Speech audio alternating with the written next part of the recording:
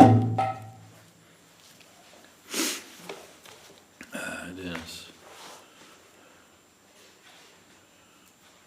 is sometimes known as Hari Titi, or the day of Lord Hari. There is some Puranic explanation for the Ekadashi day. When Narayan was traveling throughout the universe on the back of Garuda, he heard the cries of the residents of hell, and felt much pain in his heart to hear their suffering. And he inquired from Garuda, what is this? What is that horrible sound? Is the people, those residents of hell, suffering because of their past deeds? Oh.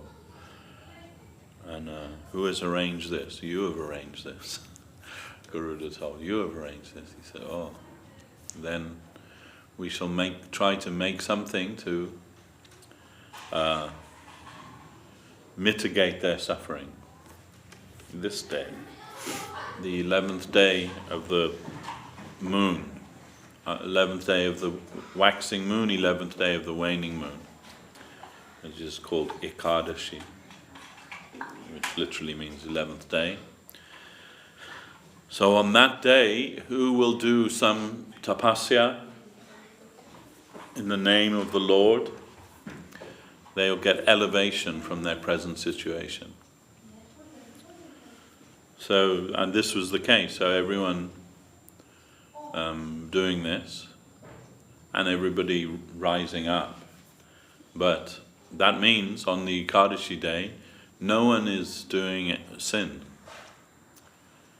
So that is, according to Vedic theology, everything is a person. It is the cloud is a person, the mountain is a person, the tree is a person, and the elements also are persons. And so also sin is also a person. He is called the Papa Purusha. The Papa Purusha, who is the, you can say, enjoyer of sin. Pap means sin. So on this Ekadashi day, at that time, we're talking ancient times. In ancient times, no one is doing pap on the Ekadashi day. Everyone is doing some kind of penance. Even the residents of hell, they're doing some penance, some tapasya. So Papa Purusha, he approached the Lord and said, oh, where can I live on this day? Because I am also, one of your subjects, one of your citizens, if you like. So you have to give me some residence on the Ekadashi day. Because normally I reside wherever there is, animal slaughter, wherever there is cheating, gambling, wherever there is intoxication, wherever there is fornication, where all of these places, wherever gold is hoarded, all these places, this is where I normally reside.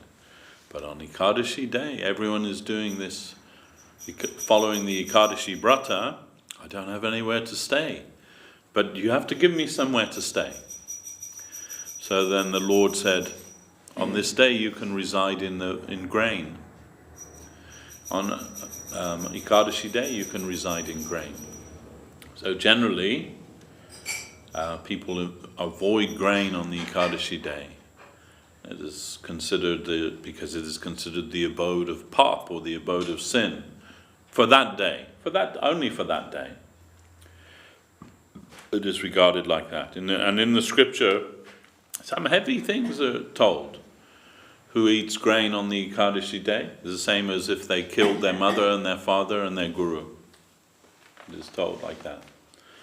It's pretty heavy. So So generally people avoiding that on the Ekadashi day, people who are in the know, if you like.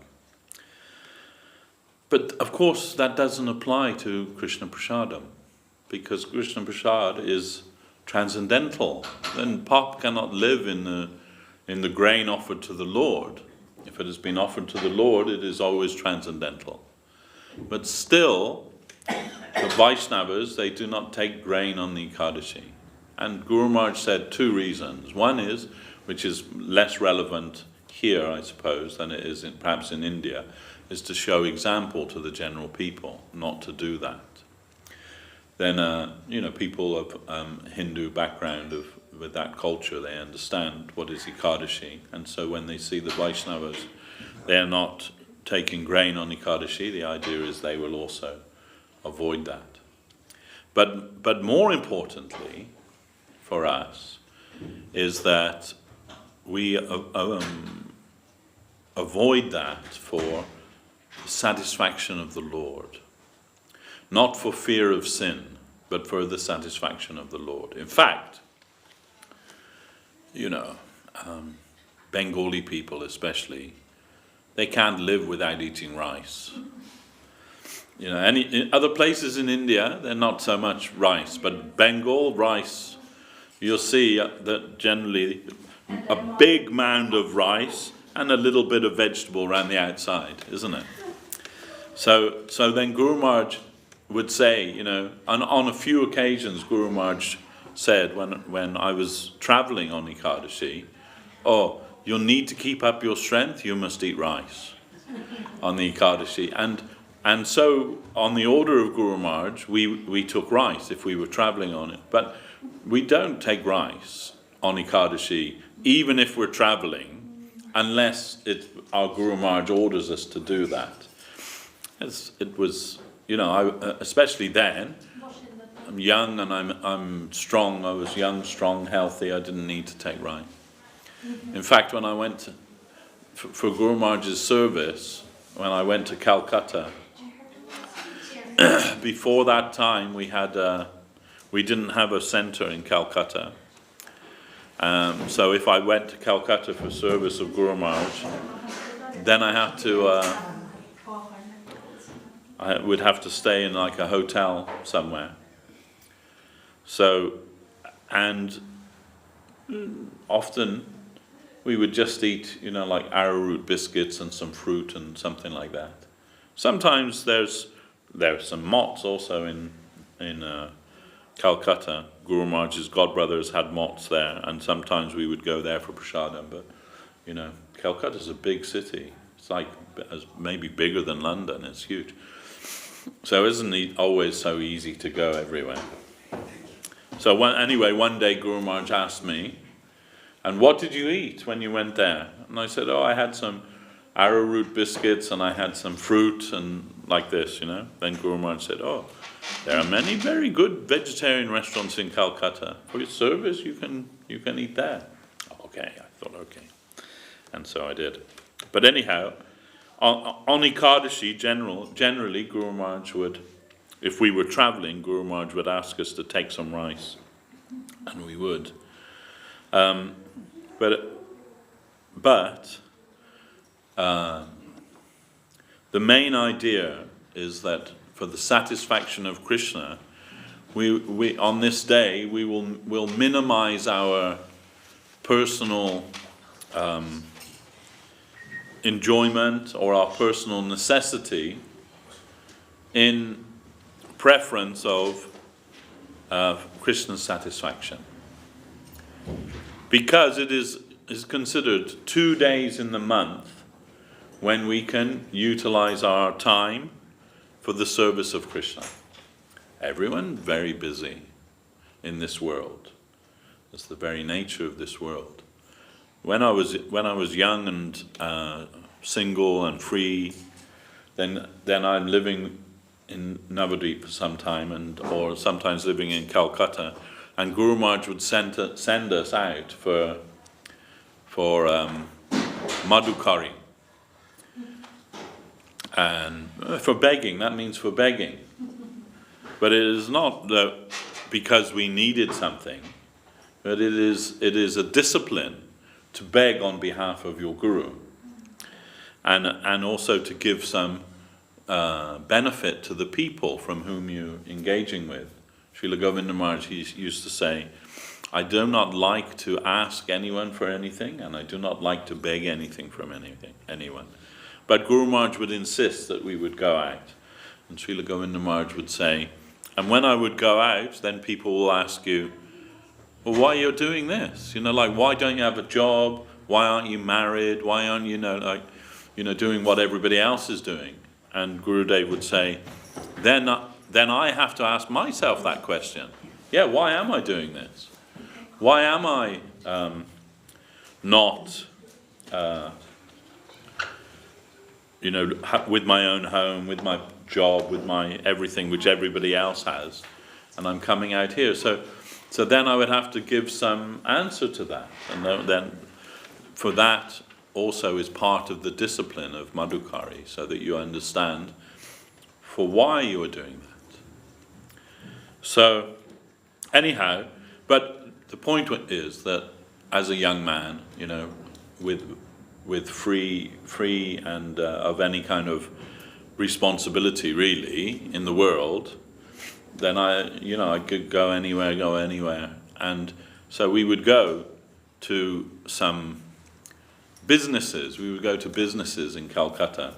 We'd have a list of people who were considered to be favorable to our mission, or like some opportunity. Maybe you can meet the owner of that business, and they'll give some donation for the temple, and you can invite them and their family to the temple like that. And inevitably, first of all, you have to get past the secretary, and their job is not to let you get past them. That's more or less their job. But on the occasions when we did get past them, and we met many good souls, but sometimes they're not very generous. You see people who are wealthy, generally they hang on to their wealth. They don't want to share that with others.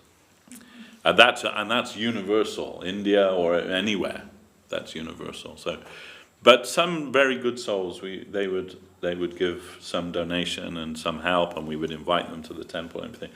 But always, almost without fail, when we would ask them, their response was, Ami Bishayi, they would say. I'm just like a materialist, and I do not have any time for spiritual life. They would say like that, I'm so busy with my business and everything, I don't have any time for spiritual life. And as a young boy, I used to think, that's just an excuse, like everyone can find some time. But now that I have a family and so many responsibilities in the world, now I am also thinking I don't have any time for spiritual life. So now I can see it from a different perspective, from their perspective. But so that's the nature of this world, that we're all busy. We're all very busy, and that's just like you can say, running to stand still. That's the nature of this world. When Yudhisthira Maharaj was, at you remember from Mahabharata, the lake of death, and he's being asked questions by the Yaksha, who turns out to be his father, Jamaraj. But he asked him like 100 questions, and one of those questions was, who is happy? And his reply was, who lives in their own home and has no debt to anyone, they are happy. So, who is that in this modern age? Everyone is in debt. Our whole society works on that principle, isn't it? You don't have the money for it, we'll give you a credit card, you can buy it on your credit card. And you can't buy your own house, we'll give you a mortgage. You can pay us back over the next 25 years. Nobody stops to think, what is a mortgage? What the actual word mortgage is a French word which means the noose of death.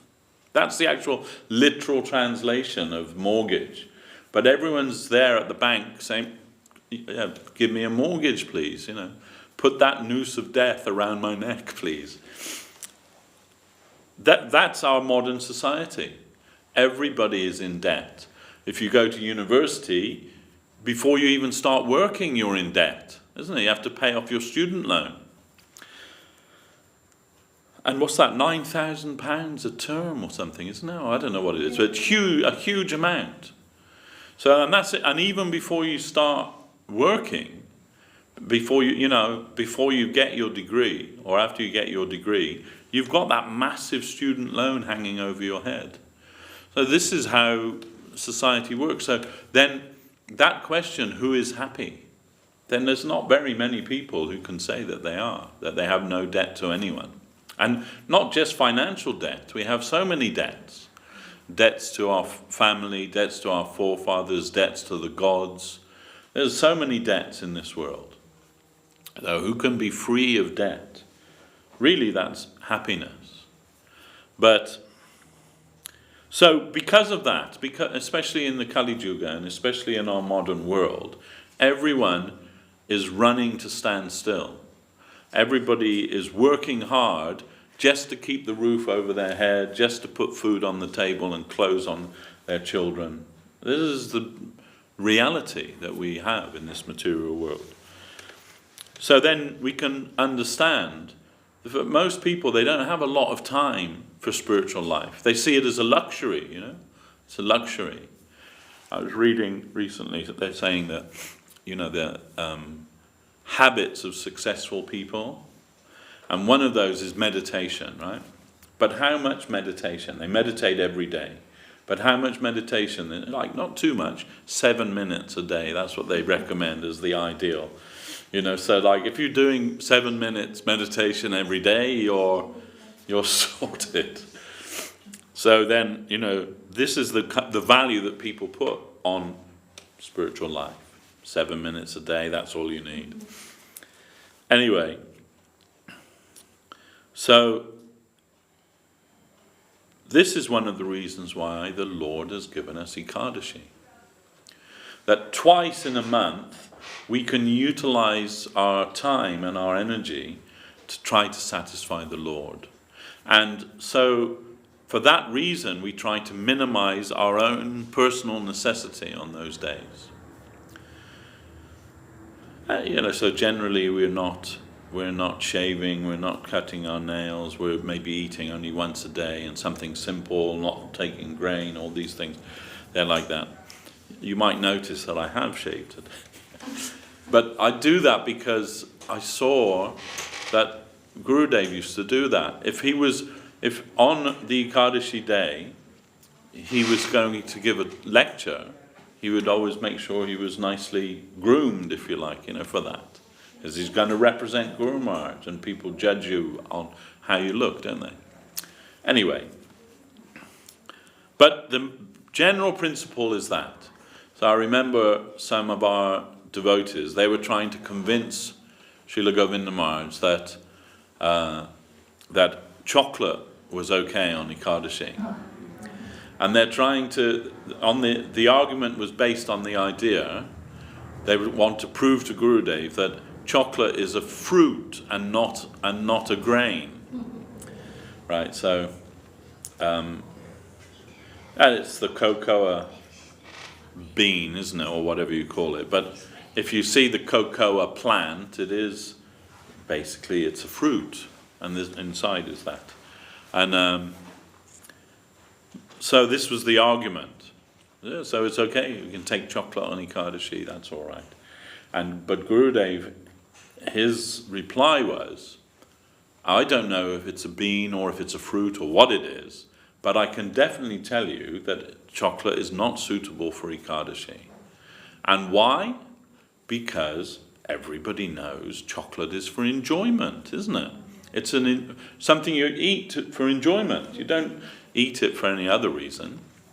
And the whole idea of Ekadashi is that we minimize our own enjoyment in favor of Krishna's enjoyment. There is some connection with the Ekadashi day and Krishna also, in as much as, you see, it says in Brahma Samhita, in the spiritual abode, there's no need for sunlight or moonlight, everything is self-illuminated, isn't it? But we also hear that Krishna likes to dance with the cowherd girls under the full moon, isn't it? So full moon must be there, moon must be there, but it isn't necessary to be there, but it's there for the satisfaction of Krishna in the spiritual world. So then it's told that on the 11th day, there is some connection with the phases of the moon and the movements of the tides. So that even the scientists accept that. And in Bhagavatam it says that the taste of vegetables, that is due to the influence of the moon, and so many different things. So, and we know that on the full moon, the crime rate always goes up. And everyone has heard of lunacy, right? It means people become crazy because of the influence of the moon, right? He was a lunatic. That means, some bad influence of the moon or some overexcitement of the moon. So, then that means if the moon controls the tides, and our body is over 80% water, then it's not unreasonable to think that the moon will also have some influence on the tides within us. So, and also being the closest, planet or whatever you want to call it, satellite, whatever it is, to us, then it will have a strong influence over us. So, it is considered that on the 11th day, that the senses are very excitable. And this is also true in the case of Lord Krishna. On the 11th day, his desire to enjoy increases. So, and don't ask me to explain why or how or anything, but it's told like that, So then the devotees, they want to provide more satisfaction to him on that day. As Guru Maharaj says, that a glass of water becomes more valuable according to its necessity. So, it's an ordinary thing, right? A glass of water. You can go into the bar and say, can I have a glass of water? They won't even charge you for it, right? It's considered like an ordinary thing, something that, anyone and everyone can have. And except perhaps the owner of Nestle, the managing director of Nestle, who said it shouldn't be a right for human beings to have it. It should be a marketable commodity. But anyway, that aside, we understand a glass of water is an ordinary thing. But if you've been, in the desert for a week with no access to any water, that's what you want, isn't it? And you'll give anything for that. Then so then according to its necessity, it becomes more valuable. A glass of water, maybe you'll sell your soul for that glass of water, isn't it? You'll do a deal with Satan himself just to get that glass of water, because it has some greater necessity. So in the same way, we understand from the scripture that on the 11th day, Krishna has greater necessity for satisfaction from his devotees. So the devotees, they try to minimize their own necessity in favor of Krishna's necessity on the Ekadashi day. And that way, and here it is, a glass of water. Thank you very much, very kind of you.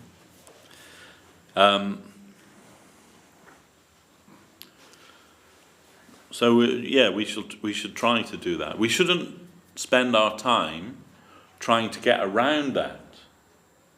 There are certain rules for the Ekadashi, things that you can and you can't eat and so on. And if you want to, you can find a way of getting around all of them, In fact, one of our sister organizations have published a book, How to Feast on a Fast Day, filled with recipes for enjoying nicely on the Ekadashi day without breaking the rule. But it kind of defeats the object, the purpose of the Ekadashi Brata. Not just to find a way around it. I mean, it's not as extreme, of course, but for example, in Mecca, Muhammad made a rule in Mecca: no animal can be killed within Mecca. So within the holy wall, the holy city of Mecca, no animal can be slaughtered in there. So maybe his intention was something about compassion and, valuing the sanctity of all life and so on. But what do? They say, okay, we're not allowed to kill the animal in Mecca. Take it outside the gate, kill it there, bring it back in. We followed the rule. We followed the rule. We didn't break the rule. But so this is the law and the letter of the law. What's the spirit of the law? That we have to consider. Generally in sadhana, in our spiritual life, there is considered there are two types of devotee. There is the antarmukhya shishya and the bahimukhya shishya. Antarmukhya means the inward-facing devotee, and the bahimukhya means the outward-facing devotee. So the bahimukhya means always thinking about rules and regulations and the external things. And the antarmukhya devotee is thinking about their cultivation of their internal life, about what's the spirit of the teaching. It's not just about rules and regulations. They're meant to assist us. They're not meant to be the goals in themselves. They're meant to assist us in our sadhana, in our introspection, if you like, in our cultivation of our spirit. And as much as they do that, then rules and regulations are very good. But when they come to hamper that, then they can be discarded. Guru Maharaj said that the rule of law should never outweigh the spirit of love. That that it stifles the spirit of love by law so much. And Guru Maharaj said, when he was speaking about that, he said, after all, we are all Mahaprabhu's men. Then what necessity of so much formality? So, we don't want that to stifle our spiritual life. We need to try to look deeper. And that's also true, not just for the Ekadashi day, but Ekadashi is like a special dispensation. So if it's like when you go to what do they call it?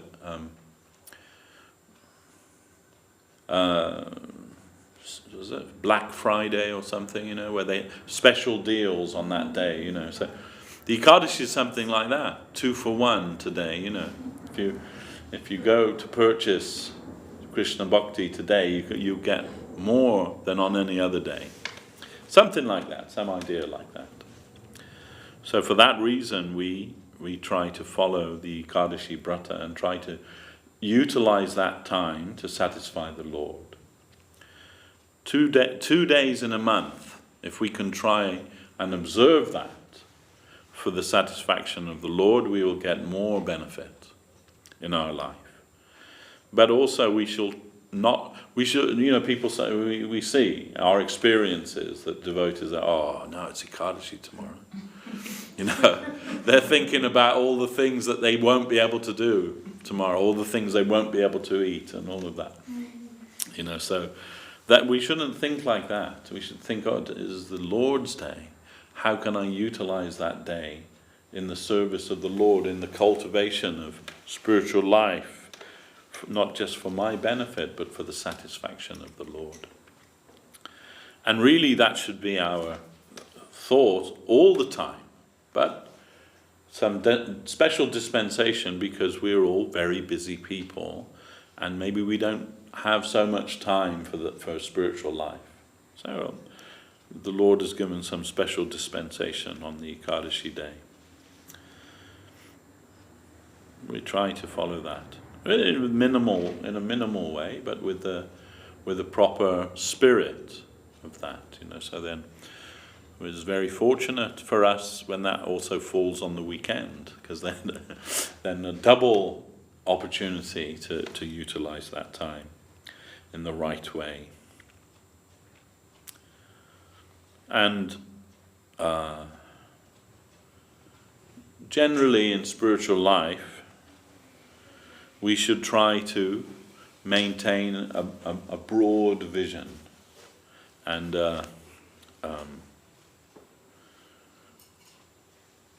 Catholic vision, actually. That's what the word Catholic means, is broad. Says, like a bit open, or like expansive. So that kind of vision we should try to cultivate in spiritual life. When an astrologer looked at the chart of A.C. Bhaktivedanta Swami Maharaj when he was a child, when usually the family, they have an astrologer look to see what will happen in this person's life, like a general idea. So when that astrologer looked after he was born, looked there, he said, "This boy, when he's a man, he can build a house the whole world can live in. He will build a house the whole world can live in." That was the astrologer's vision of that. He saw that, and we see that that's true. But that means that we have to maintain a very, like non-partisan and non-sectarian view. As Guru Maharaj said, we're all Mahaprabhu's men, and what's the necessity of so much formality? So we need to reject sectarianism. We say that Krishna consciousness is non-sectarian, but sometimes we see we're the most sectarian, isn't it? Only our society, only our group, only our guru, This is not Mahaprabhu's vision. In fact, Sanatana Goswami says in Hari Bhakti Vilas, 4 things you should keep hidden. And that is your Ishta Devata, your Guru, your mantra, and your mala. These 4 things you should keep hidden from the general public. Not advertise them, not broadcast them. Who is your Ishta Devata? That means Krishna. He is our Ishta Devata. But you should, it means that what you consider to be valuable, you should keep that in a safe place, not paraded around for people to abuse or, like that. Your Ishta Devata, your Guru. This shouldn't matter. In one sense, it shouldn't matter who is your Guru. If you are following Mahaprabhu, Chaitanya Dev, in one sense, it's not important. And your mantra, that means what mantra you've been given by your Guru, that's you keep to yourself. You don't broadcast that to everybody. Even though it may be known to everyone, you keep it to yourself. And your mala, that means we see that, right? If the devotees take their mala outside, sometimes they're traveling, they cover with their cloth. They don't shouldn't parade it around. So this is kind of important, in as much as otherwise we may find ourselves fighting over external things. My temple, my society, my guru, my whatever it may be, why we need to fight over those things is not important. We are all Mahaprabhu's men, then why the necessity of so much formality? And it is, Bhaktivinoda Thakur says, party spirit is the great enemy of truth. So we should not try to cultivate party spirit. We didn't come to Krishna consciousness to become football team supporters, waving the flag and cheering our team on. We didn't come to Krishna consciousness for that. Where did that all come from? Krishna consciousness is about the service of Krishna, about the Sankirtan of Chaitanya Mahaprabhu, about a house that the whole world can live in.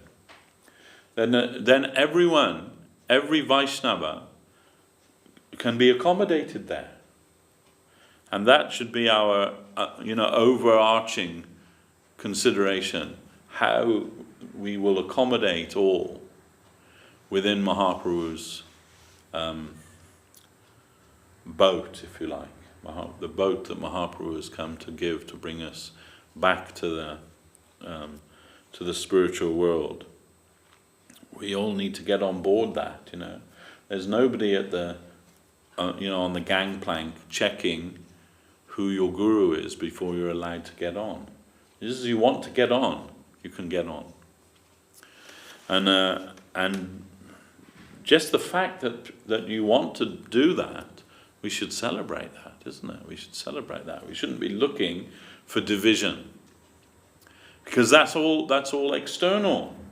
That's all the Bahimukya Shishya, always looking up to the external things, the outward signs, and that means always looking for fault, always looking for a fault.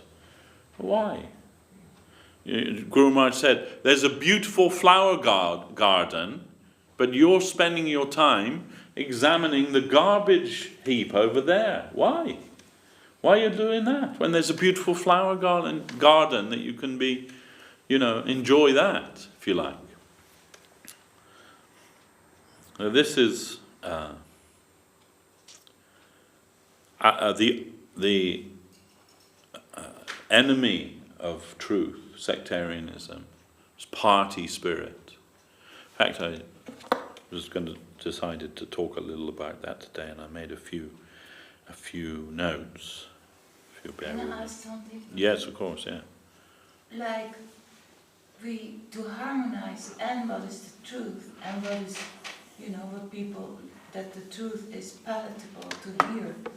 But sometimes it is also like we just had the appearance day of Srila Bhaktisiddhanta Saraswati Thakur, and he was so different than Bhaktivinoda Thakur, but was so broad-minded.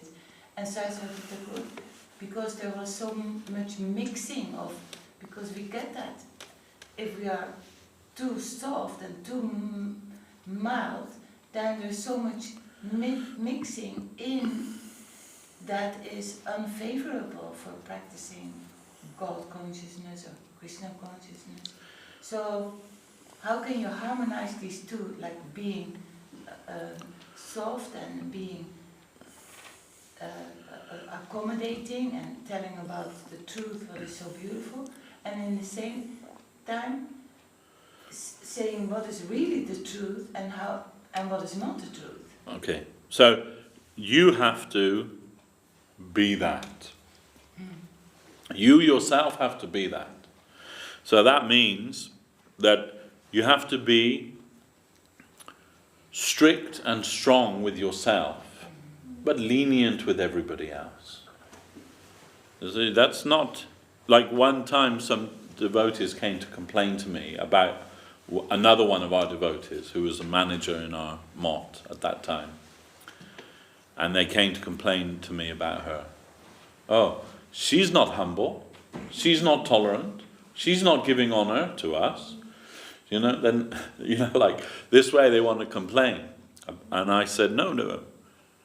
That teaching of Mahaprabhu is for you. It's not meant to be a stick for beating others.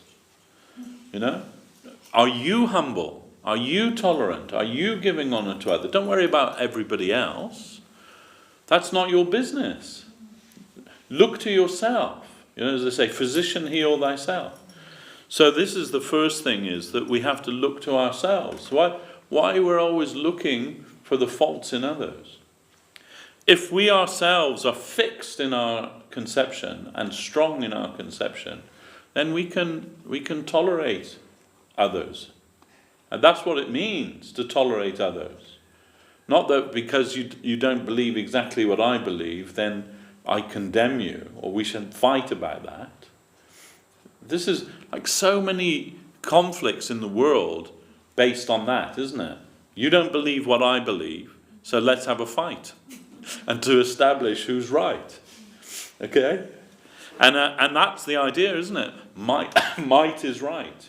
Who has the biggest army, or they must be in the right. But we know that that's not true. So truth is truth.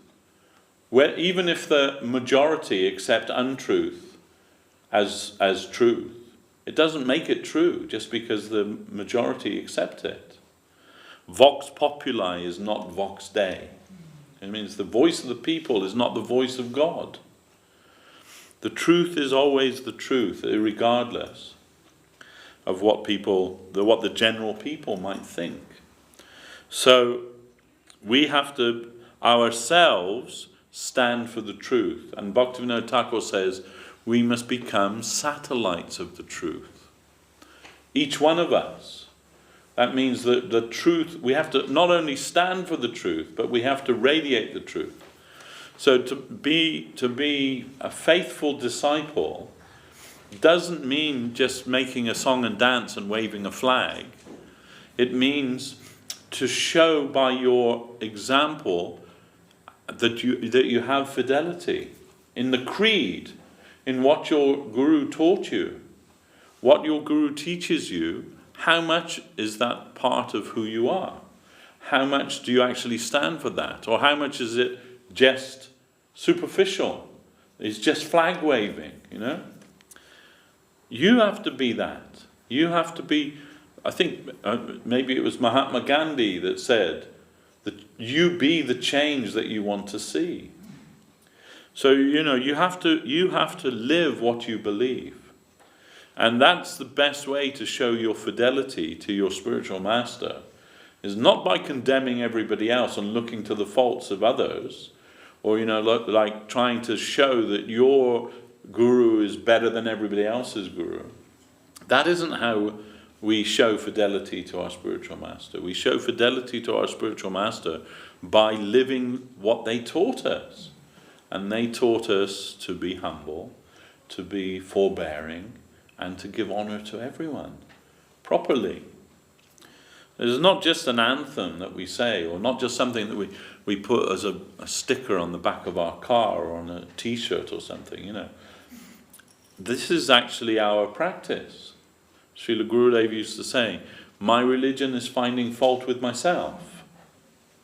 So, you can find fault with, this is the faulty plane we live in. You can find fault with everyone. Anyone, everyone, you can find fault. But as Lord Jesus said, why are you looking at the speck in your brother's eye when you have a plank in your own? Isn't it? So look at that first. Look at your own self first. And then and put yourself right. Don't worry about everybody else. Whatever they're doing or not doing, that's between them and the Lord. It's not your responsibility. You're not the police. You're not the spiritual police trying to, put the world to right. No, you can only, Guru Maharaj says this is the main teaching of Bhagavad Gita. Not to quarrel with the environment, but to correct yourself. Correct how you see the environment. Then you'll see that it's friendly to you. It's not against you. You'll see that the environment is friendly to you. But if you're always looking for that, so as Guru Maharaj say, that the Vaishnava, the devotee, they want to build a temple to Krishna.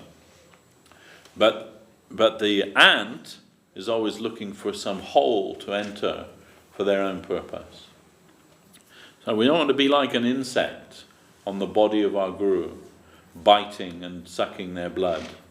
We want to be a contributor, contributing unit, if you like. And that means that you have to be what you believe. You have to show yourself to be that.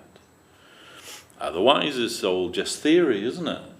It's just theory, and it's just a cause for fighting and argument and, trying to prove your point against their point and their point against your point, and there's no end to that.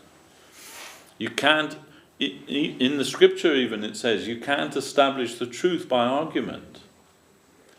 Because there's always going to be someone who can argue better than you. Whatever your point may be. So, but ultimately the truth is always the truth. So we want to be devotees of the truth. And that means that we have to stand for the truth. And not only stand for the truth, but as Bhaktivinoda Thakur says, we must become satellites of that truth. So that when others look at us, they'll see that in us.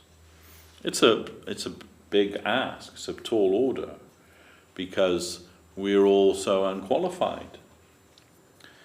And so it's not that we're arrogantly standing, saying, that I know better than you, and, no, not that at all. But that's why all those things are said, that you should hide those things.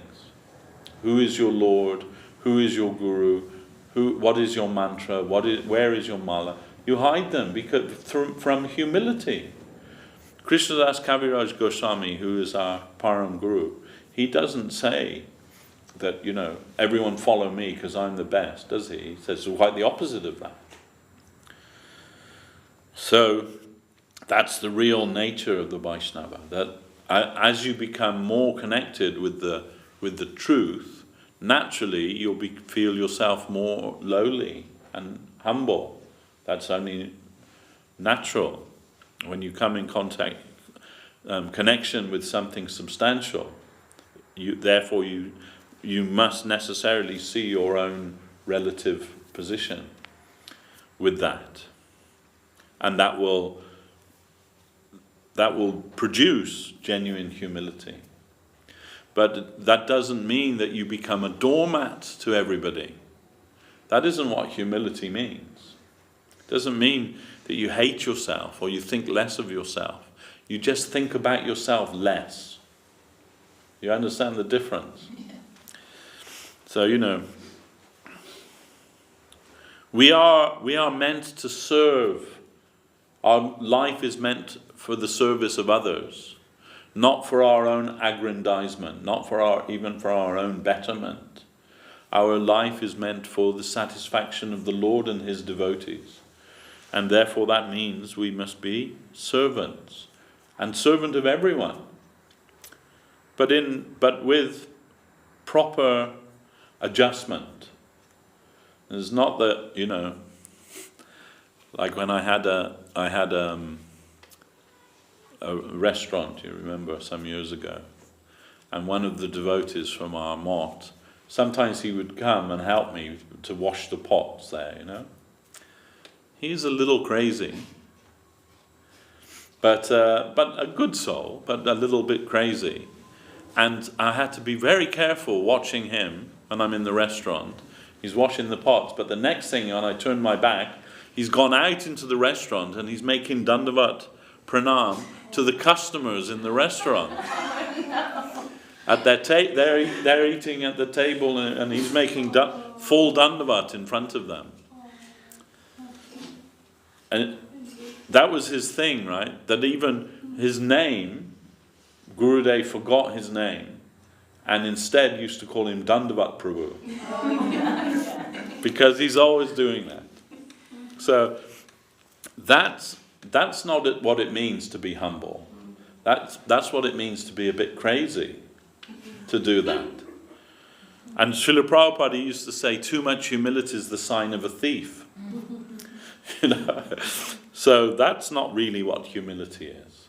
Humility means your own inner feeling in the relativity of the absolute. And Prabhu, in regard to preaching, because when we preach, then when we are on Harinam, loudly give the mantra actually, and then we give flyer, and then we tell a little bit about Krishna consciousness. So then we don't hide the Ishta Devata, and we don't hide the mantra. Well, when it says the mantra, it doesn't mean the Maha Mantra. It means your mantra, mantram. Yeah. Your Gayatri mantra, which you've given to you by your Guru. But it's not in reference to the Maha Mantra.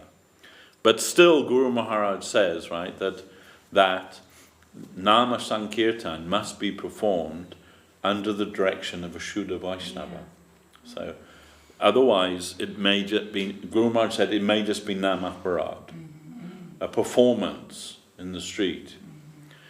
But what does that mean, right? Because when Guru Maharaj said that, he had one kirtan leader in our mott, and he's a good devotee, but everyone, after that talk, Guru Maharaj, everyone's telling, oh, he must be a Shuddha Vaishnava, because he's the kirtan leader, and he must be a Shuddha Bhakta, like pure Vaishnava. And he was in a certain, but not in that way. He's not like an Uttama Bhakta. And that's what Guru Maharaj is referring to, right? So then when Guru Maharaj heard that devotees were speaking like that, he said, no, it is not that he's an Uttam Bhakta, but the kirtan he's doing is under the direction of an Uttam Bhakta. So that's the all-important thing, is the connection. So if you plug your mobile phone charger into the wall, but it's not connected to the power, it's not going to charge, is it? It might look like it's a socket. So you can buy sockets to put in the wall that's a safe. Have you seen those? They look like a wall socket, but when you can pull it open and you can keep all your jewelry and money and stuff in there, so the thief won't think it's a hiding place. But if you plug your phone in there to charge it, nothing's going to happen. So similarly, you have to plug it into the connection with the power source. So similarly, everything that we do in Krishna Bhakti has to be connected with the power source. It means it has to come from the upper to the lower. And when Sanatana Goswami says in Hari Bhaktivilas, these things you should hide, it means personally, in your personal day-to-day life. So in your personal day-to-day life, you may be a clerk, or you may be an engineer, or you may be a doctor, or you may be...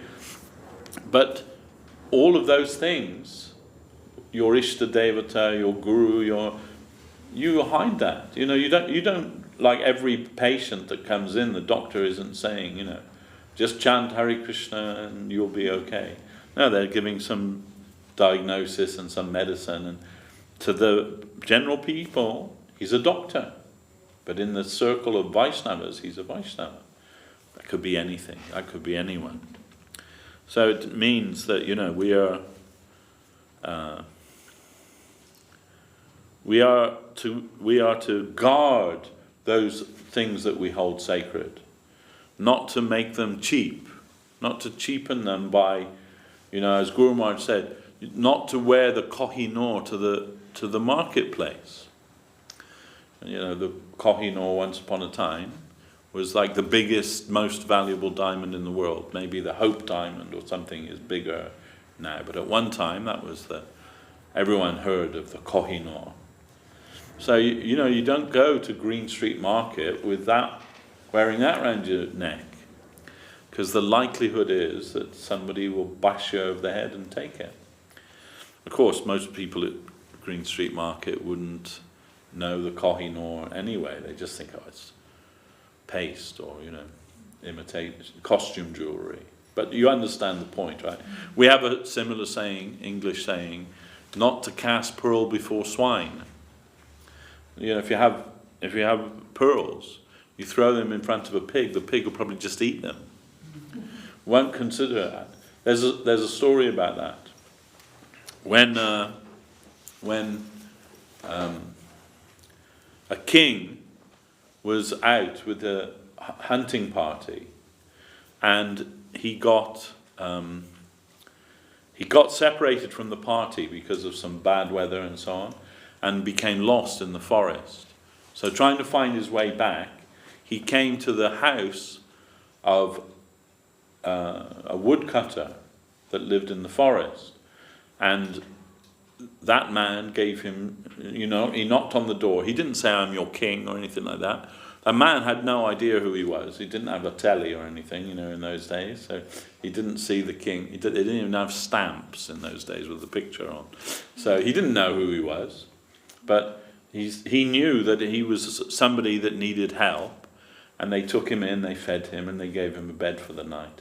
The next day he went on his way. So that man, he's a Shudra man, a laborer. And he made his living by making charcoal. So that means that you burn wood, and when all the liquid and everything's gone, you're left with charcoal, and charcoal's used as a fuel, right? So that's what he did. That's how he made his living. He lived in the forest. He cut down trees. He burnt them and made them into charcoal. Took the charcoal to the marketplace and made a living with that for his family. Anyway, after the king got back to the palace, he was so happy with this man that he came back and he said, "Without even knowing that I'm your king, you gave me such nice hospitality and everything, I want to reward you." So he said, "Come with me," and he took him and he said, "Here," he said, "you live in the forest, but here is a forest of sandalwood trees, and I want to gift this forest to you in recognition of your service." "Okay, thank you very much," he said. "Thank you very much." So you can understand how valuable sandalwood is, right? But he came back to visit a couple of years later to the sandalwood forest, and the whole place was burnt. It was just like a burnt remains, and the king was like, What happened?" And he said, "I made charcoal from it, because that's what I did." He said, "Don't you understand how valuable sandalwood is? A forest of sandalwood trees." And he said, "No, I just know how to make charcoal. That's all I know." So you can understand that people don't understand the value of things. So, in a way, it's foolish to give a charcoal maker a forest of sandalwood. At least you should sit him down and explain how valuable it is.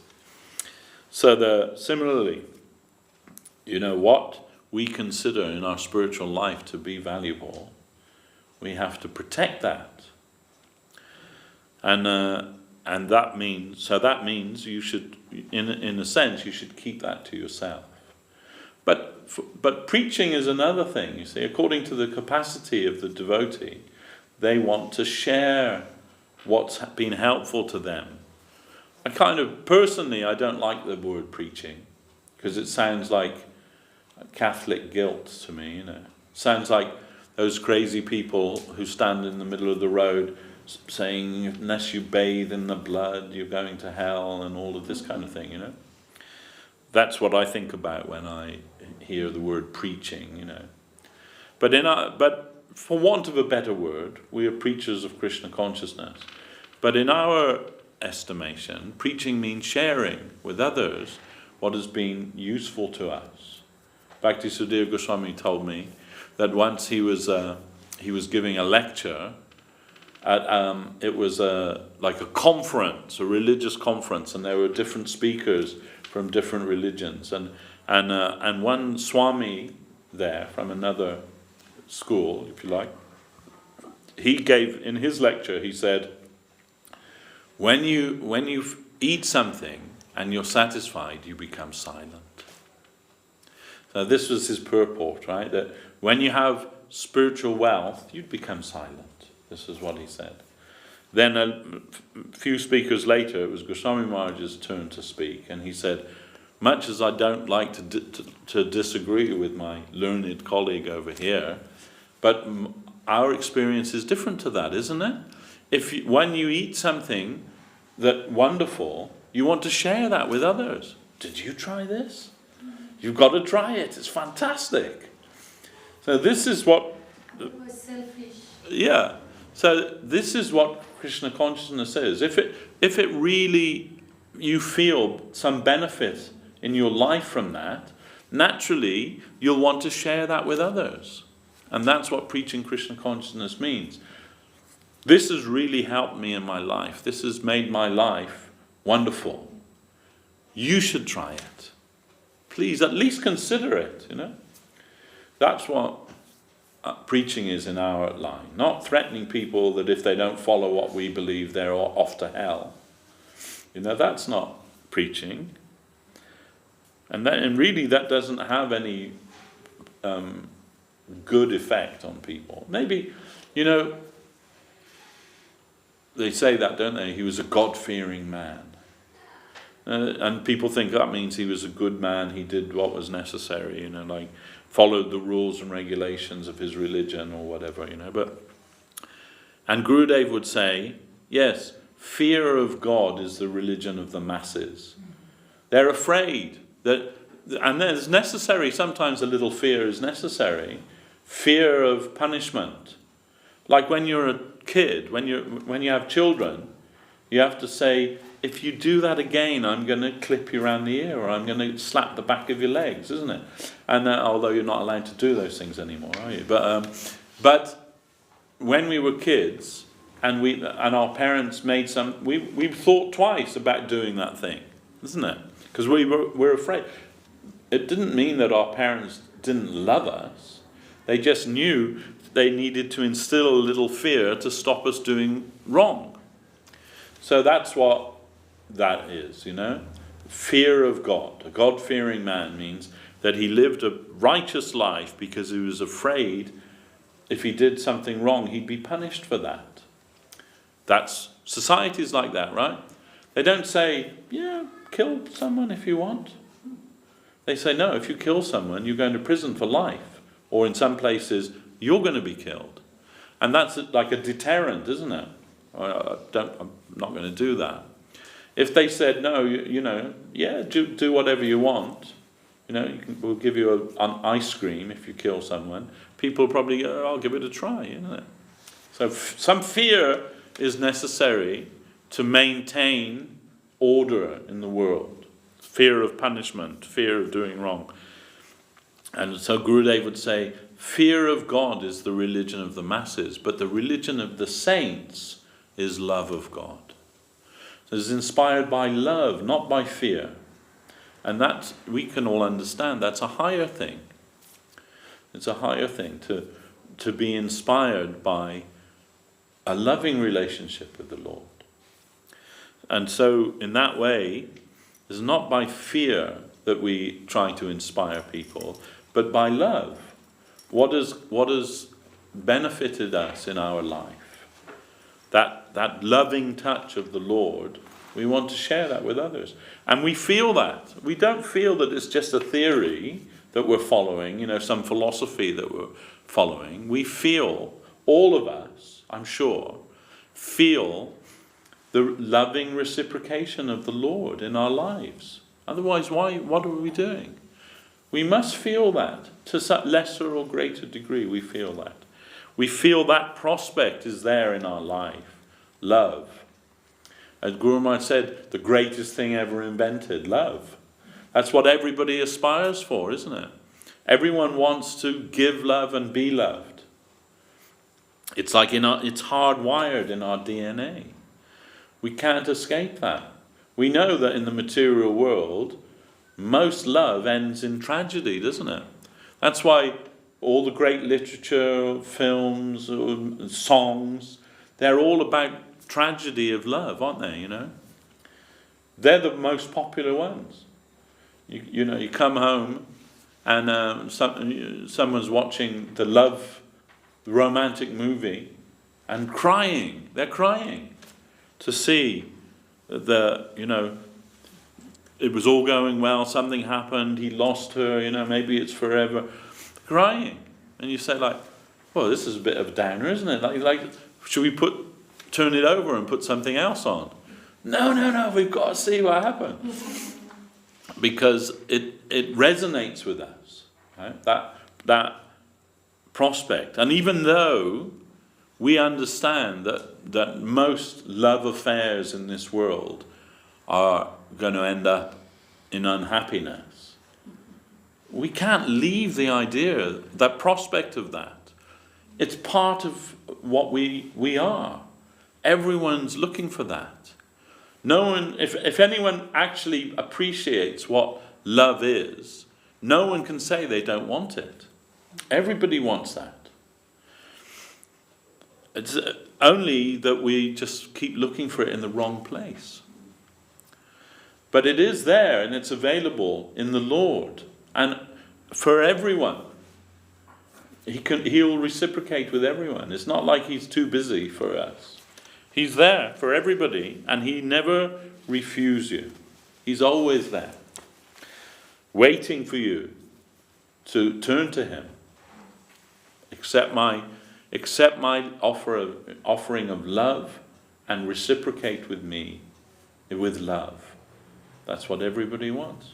That's what Krishna says in the Gita. Guru Maharaj says in the Gita that no other scripture does the Lord so shamelessly plead for himself. Manmana bhava mad bhakto madhyajimam namaskaro mami vaisasi satyam te pratijami priyoshime. Manmana bhav means give your heart and your mind, give yourself to me. Become my devotee, bow down to me, do everything as an offering to me, and you'll come to me. This is my promise to you, because you are priyoshime, you're dear to me. And you can say, well, he's talking to Arjuna. We know Arjuna is Krishna Shaka. But in the case of the Gita, Arjuna is our proxy. He represents us. And when Krishna speaks to Arjuna, he's speaking to us. So Krishna says, if you become my devotee, you'll come to me. Krishna says so many things, he says like that in Gita. Just if you offer me a leaf, a fruit, a flower, water, simple things, if you offer them to me with love, I'll accept that. This is an amazing thing, that everyone can have this relationship with the Lord. Everyone. And really that's what we're in necessity of, is that relationship with the Lord, that reciprocation of love. And that's what preaching, in our conception, that's what preaching means, to share that prospect with others.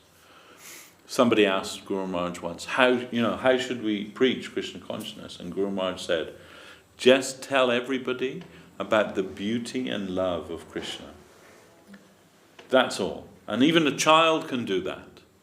Our Lord is beautiful and loves you. Then in a general way, preach like that. And those that are attracted by that idea, they'll come forward to ask more. You don't need to get into so much complex philosophy sometimes that frightens people away.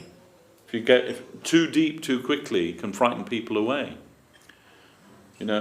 Somebody who doesn't know anything, they said to me, oh, but you believe in demons with 10 heads, don't you? Is that the thing you should be leading with? Do you know what I'm saying?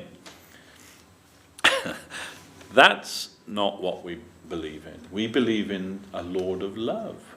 We believe that the Lord will reciprocate love with us, and actually that's why we exist. That's why we exist. That's something that everybody can relate to, I think. We hope. So, then... and all the stuff about demons with 10 heads and everything, we can fill that in later on. Deal with that later on. But Krishna is as Guru Maharaj would say, Krishna is the most wonderful wonder of all wonders. And everything that you thought you knew, you may have to accept that is all false. And there's no end to the wonder in Krishna. There's no end to that. Then what an incredible journey. So we want to be, instead of being the Bahimukha Shishya, we want to be the Antarmukha Shishya, the internal facing devotee. We want to try to cultivate our inner life. That's what Krishna consciousness is about. It's not about party spirit or flag waving or jumping up and down or any of these things.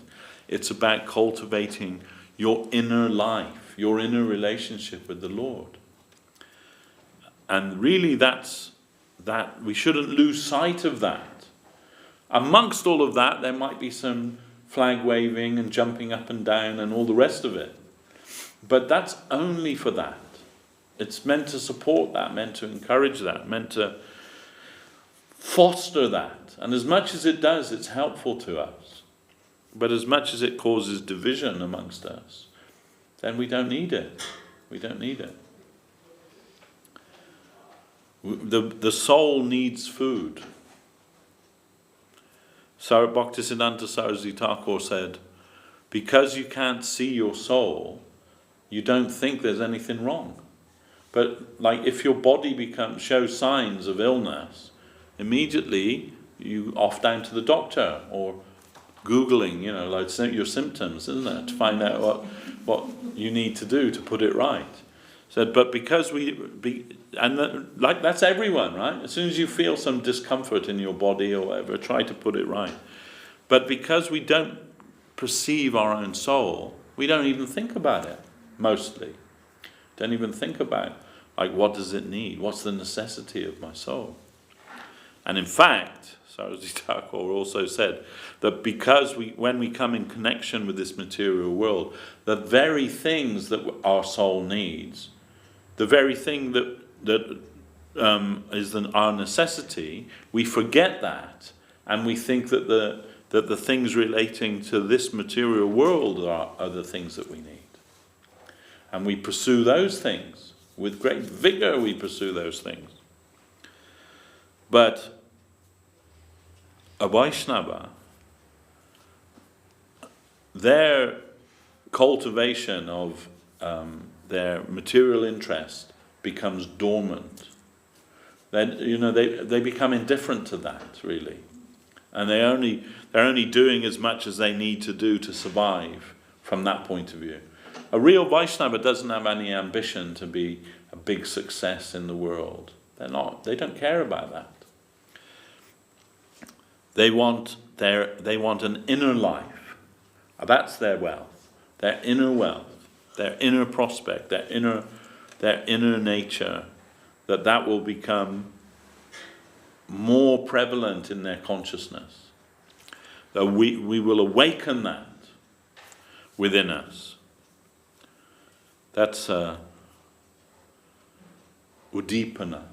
It means to wake up or to become illuminated within you.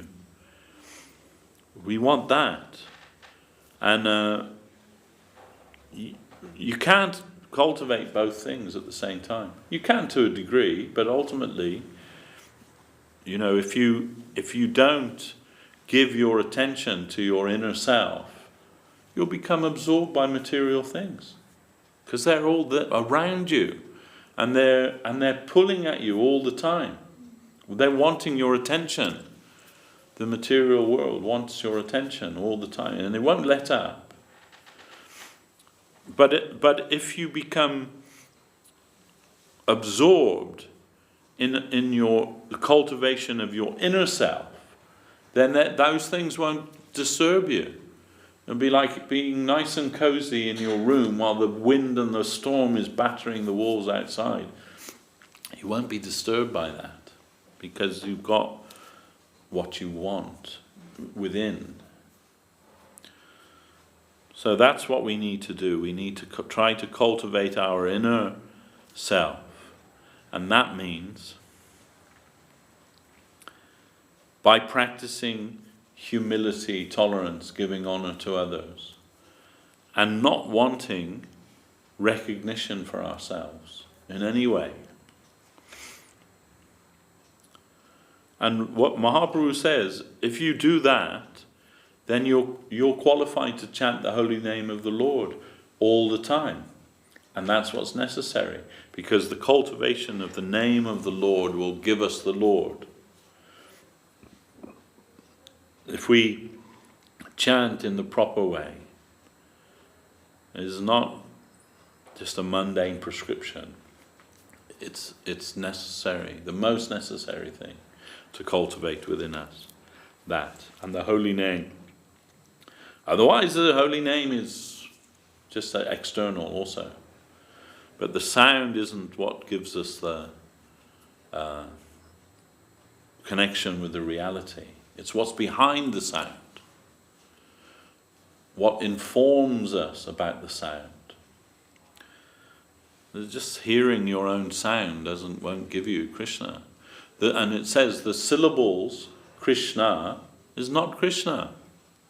It's what's behind that. Again, are you connected with the power, the source of the power? Or Guru Maharaj said, or are you just firing blanks? There's no ammunition in there, just firing blanks. So that's the all-important thing, the connection with reality. We need to connect ourselves with the reality. And that's all around us. There's no special formula, except Srila Gurudev would say, make yourself a proper receiver for that. Like if you want to tune into a radio station, you have to have a radio receiver to do that, isn't it? So in the same way, the spiritual current is flowing all around us. We just have to make ourselves a proper receiver for that. And that means by being humble, by being tolerant, and by giving honor to others. And we need to really think about these things, not just repeat them like a rhyme or something, What does it mean to be humble? And Gurudev would say, what does it mean to be tolerant? Tolerance is the most important, he said. Of all these things, tolerance is the most important. And tolerance means forbearance. It is to be forbearing. And Gurudev told us, right, that one of his disciples, who was like what they used to call the veranda crew, at Saraswati is one of the veranda crew that used to serve Gurudev personally. And one of the girls there, she told Gurudev, they didn't get on with another one of the girls there, And Gurudev said, you have to try and tolerate. And then she came and she said, okay, Gurudev, I'll try. And then she came back later and said, I'm trying to tolerate so much, I'm trying to tolerate, but I can't tolerate, it's driving me crazy, And Gurudev said, why you're failing is because you're not tolerating with affection. There must be affection, has to be there. Not just like gritting your teeth, that kind of tolerance, but there must be some loving affection there. So, all of these things we need to cultivate in the proper way. We need to consider them in the proper way. What does it mean to be humble? What does it mean to be tolerant, forbearing? And how do we give honor to everyone? We say it, but do we do it? And how do we prevent, this is very difficult, how do we prevent the desire for honor for ourselves? Pratishta is very difficult. Guru Maharaj says these are the enemies of the devotee. Kanaki, Kamani, Pratishta. It means women, wealth, and fame, or prestige. And it doesn't just mean women. It means for men, women, for women, men. That that desire for the material love desire, and maybe in Kali Yuga that can also be men for men and women for women too. But you understand, right? Kanaki, Kamani. Kanaki means wealth. Everybody is brainwashed by this idea of wealth. They think that if you have wealth and independence, that equals happiness. It's not true. It's not true. But everybody is captivated by that, the desire for wealth. They'll kill for wealth, isn't it? People kill each other for wealth. And Kamini, like who isn't affected by Cupid, the arrow of Cupid? Everybody. But maybe you can restrain from those things, but as a devotee. But pratishtha, that's the most difficult. Even Krishna says to Arjuna in the Gita, for one who has been honored, dishonor is worse than death. So that's the hardest one. That desire, even if that desire is to be, reckoned as a good devotee. Oh, they're such a good devotee. We all want the recognition from our Gurudev and the Vaishnavas to encourage us, isn't it? But where does the line of that, when we cross that, and that overtakes us, that desire to be regarded as a great devotee or a good devotee or, whatever it may be, that's also harmful to us ultimately. It's very difficult to leave that. Very difficult to give that up. The desire for that. Even if you haven't got it, the desire for it is strong within us. And we live in that kind of self-deluding idea about ourselves. We have an idea about ourselves, don't we, about who we are. But it's not really true. So, it's a very difficult thing. So, Saraswati Thakur, he wrote in one poem about Kanaki, Kamini and Pratishtha. So, Kanakya, gold, wealth, is the property of Narayan. Lakshmi is the property of Narayan. Lakshmi means wealth, right? The goddess of fortune. So, Narayan is the proprietor of that. All wealth belongs to him. Lakshmi Pati. He is the, in India they have that, who wants to be a millionaire? It's called Who Wants to be Lakshmi Pati, isn't it? That's what it's called, basically. But Narayan is Lakshmi Pati, not anybody else. So all wealth is the property of Narayan. And Kamini, all women, they are to be enjoyed by Krishna. He is the enjoyer of Kamini. And Pratishtha, that's the property of my Guru. Any honor or praise is his praise, not my praise. And by understanding that, we can make some proper adjustment, or try to make some proper adjustment. Not just say it, we say that, don't we? Oh, you're such a great devotee. No, it's all Guru Maharaj. But still we're thinking, and me as well, And I have to say that because that's what you meant to say, right? No, it's all Gurudev. But and somebody asked Saraswati Thakur, you wrote in there, all wealth, property of Narayan, all women, property of Krishna, all Pratishtha, fame and fortune, the property of Gurudev. He said, when you say all women, property of Krishna, where does that leave us? He said, we are men. And what is our position? And Saraswati Thakur's reply is very clear. You have no position. So, actually, that's what we have to accept. It's not that, everything's for Krishna, but a little bit for me. It doesn't work like that, Guru Maharaj told one of our god sisters, Krishna doesn't want to share you with anybody else. He wants you completely. He doesn't want to share you with a second party. Just you and him. And everything else is for now. There's some arrangement in the society, marriage and all of those things. But Guru Maharaj, he also said, marriage means dacoity. It's theft.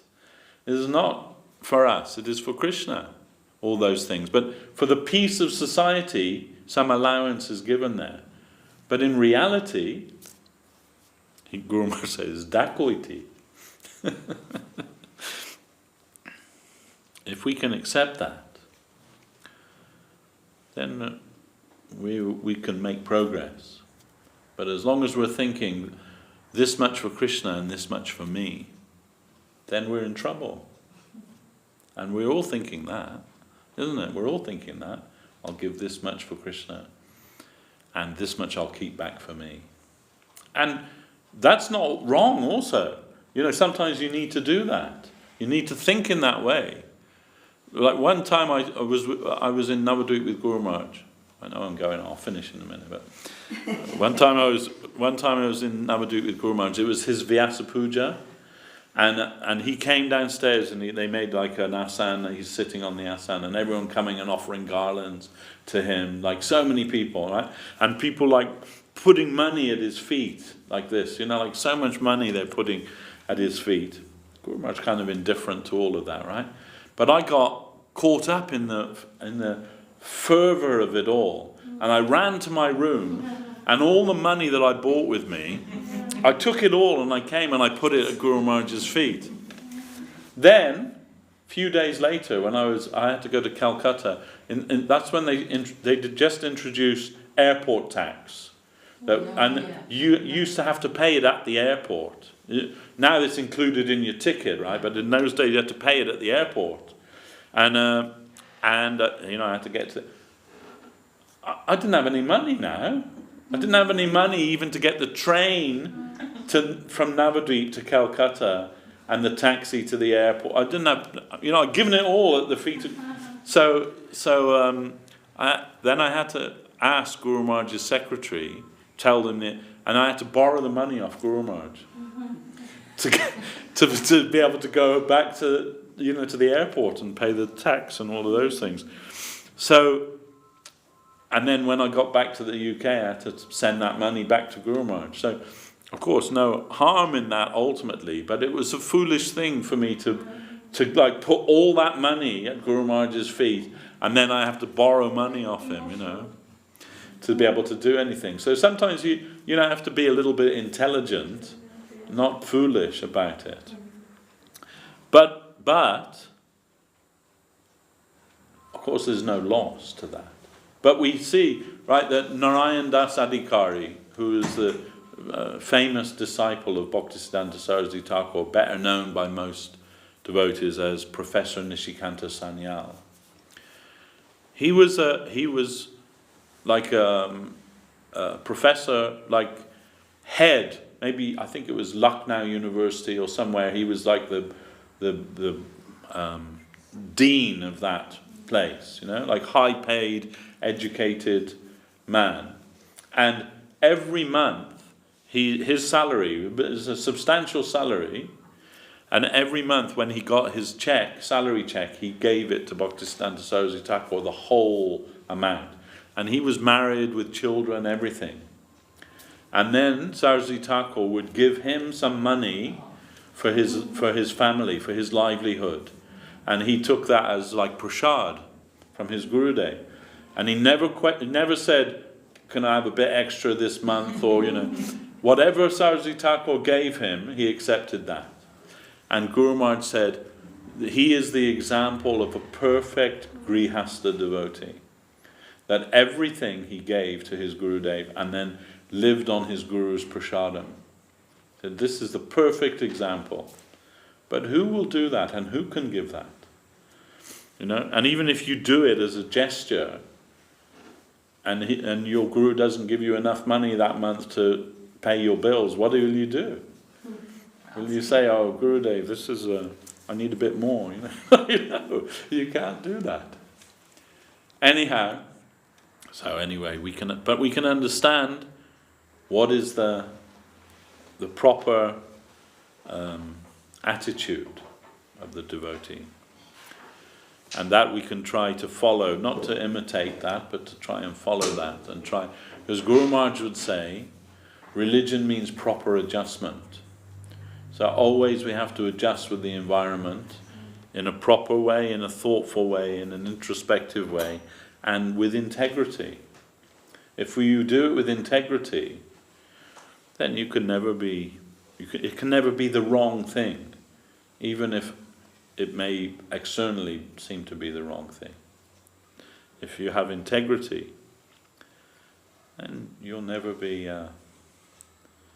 defeated. You'll never be cowed down by the material energy. So let's finish here today. Thank you all very much. Sriman Devashis Prabhu ki jai. Hare Krishna, Jai Gurudev.